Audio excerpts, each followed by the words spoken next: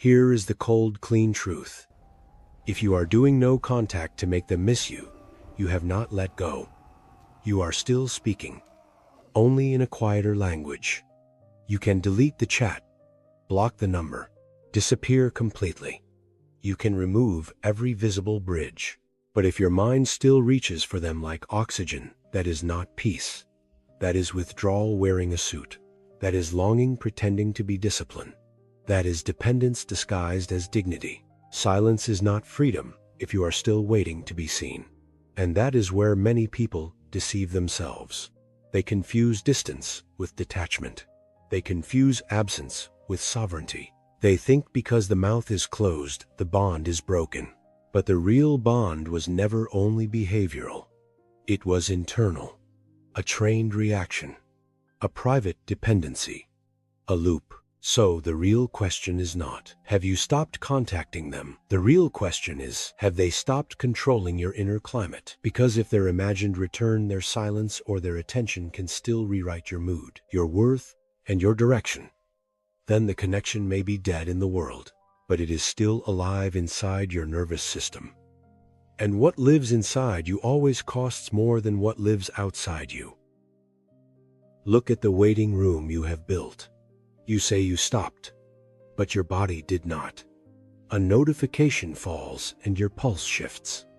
Their name appears and the weather changes inside. A memory crosses your mind and the chest tightens. A mutual friend mentions them and the day bends around it. You are no longer in the relationship, but inwardly you are still standing guard at a closed door. Still scanning, still bracing, still measuring your worth against a reaction that may never come. That is why you are exhausted, not because of silence, because you are still on duty inside that silence. Your body remains employed by a story your life already left. You call it discipline. Often it is not discipline. It is captivity with better branding. A hostage situation disguised as self-respect. That is why the quiet does not feel peaceful. Because it is not quiet inside. Inside there is vigilance, monitoring, anticipation, a low constant readiness for a sign, a message, a rupture in the silence that might finally explain what all of this meant. And while you wait, life keeps thinning. Sleep thins, focus thins, work thins, health thins, presence thins. Too much of you is still stationed at a door that no longer opens. This is not destiny. It is conditioning. Your nervous system learned their rhythm. The ache of absence, the rush of return, the chemical reward of one small sign after a long silence. A message, a view, a reaction, a tiny break in distance that floods the body with meaning. That is how the loop forms. Not through logic, through repetition. Reward, withdrawal, reward again. Soon your body no longer reads them as just a person. It reads them as a pattern, a trigger, a cycle, a source of unpredictable relief. And unpredictable relief is addictive. That is why one message can hijack your whole day. That is why one memory can tighten your chest like an alarm. That is why one casual mention can reopen a season you thought had ended. So stop romanticizing what is happening. This is not proof that they are the one. It is proof that your system has been trained. Stoicism is ruthless here because it wants you free. If an external signal can still rewrite your internal climate, you do not yet have sovereignty. That does not mean you are weak. It means you are conditioned. And anything conditioned can be retrained, but only after you stop calling the loop love. The Stoics had a word for the final territory, prohairesis, the inner command, the one room where no one enters without your key. Marcus Aurelius understood that power is not making the world behave. Power is refusing to let the world run your mind. He lived in war, pressure, betrayal, and instability. Yet his deepest practice was not controlling events. It was guarding the last interior room. That is Stoic authority. Not management of circumstance, governance of interpretation. If their silence still dictates your mood, if their return still decides your value, if their attention still changes your sense of self, then you are living by external editing. That is not love. That is occupation. A sovereign mind does not keep asking, "Do they miss me?" It asks, "Why did I give the remote control of my soul to someone who did not want to stay?" That question cuts. Good. Some truths must wound before they liberate. Because until that question is faced honestly, you remain available to the same fantasy that one external signal can redeem an internal wound. Stoicism rejects that, not because it is cold, because it is clean. Your worth cannot be outsourced without your collapse following behind it.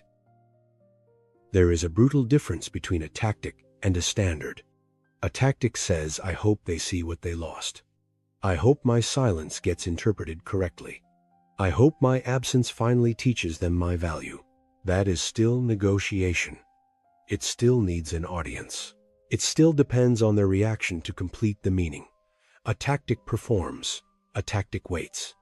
A tactic says, "I am doing this so that something happens inside them." A standard is different. A standard says, "I do not reopen doors that lead me away from myself. I do not beg for clarity from confusion. I do not trade peace for crumbs." That does not need applause. It does not need interpretation. It does not need to be understood to be valid. It stands whether anyone notices or not. That is the difference. A tactic performs. A standard governs. A tactic lives by mood. A standard lives by rule. And when you have no rule, you become easy to manipulate. Lonely at midnight, you break. Nostalgic on Sunday, you reach. Triggered by memory, you reopen. This is why Stoicism does not ask you to become colder. It asks you to become structural, to stop living by emotional weather, to start living by inner law, not to punish them, to stop betraying yourself. Because once recovery depends on how you feel, in each passing hour you are not recovering, you are improvising.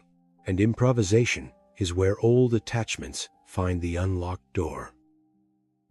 Imagine a control room inside you. Dark stone walls, bronze switches, low amber light. A central console where breath, mood, hope, fear, longing, and self-worth all connect. For too long they had a key. They did not even need to arrive in person. A mention of their name could hit a switch. Hope, rage, insecurity, overthinking, and the whole system reacted. That is what attachment often was. Not romance. Access, not intimacy. Control points. Healing begins the day they lose access to your operating system. No spike. No collapse. No private earthquake. Just stillness. Not numbness. Not bitterness. Stillness. The game ends when you are no longer available for reaction. Because every game requires a response. And once the response is gone, the strategy dies with it. That is peace. Not revenge. Not proving anything. Just the quiet moment when their existence stops editing your inner machinery. You do not need more quotes. You need protocols. 1. The brutal audit. Ask the question that exposes everything. If you knew for a fact they would never check on you again, would you still keep this silence the same way? If the answer is no, call it honestly. It is not freedom. It is performance. Truth is the first medicine. 2. Reclaim the remote. When the memory hits, do not call it fate. Call it data. This is conditioning. Then choose one physical act that returns you to center. Move, breathe. Walk, lift, write, work. Choice over chemistry. That is how the nervous system learns a new law. 3. Build the standard. Do not build recovery out of moods. Build it out of repetitions. I do not go back to what made me small. I do not beg for clarity from confusion. I do not trade peace for crumbs. Do not admire those lines. Enforce them. Repeat them with behavior until they become identity. A standard is not what you feel. It is what you repeat when feeling turns against you. You do not need to be understood to be free. You do not need to be missed to be worthy. No contact is not the goal. A personal standard is. Silence can break in a weak moment. A standard keeps you upright when emotion turns. Forget making them remember you. The game truly ends the day they no longer have the power to touch your nervous system. Not because you are cold, because you are finally home.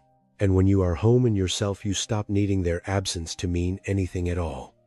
That is freedom, not the performance of silence, the end of occupation. And if these words found the silence in you, we will meet again on the next road.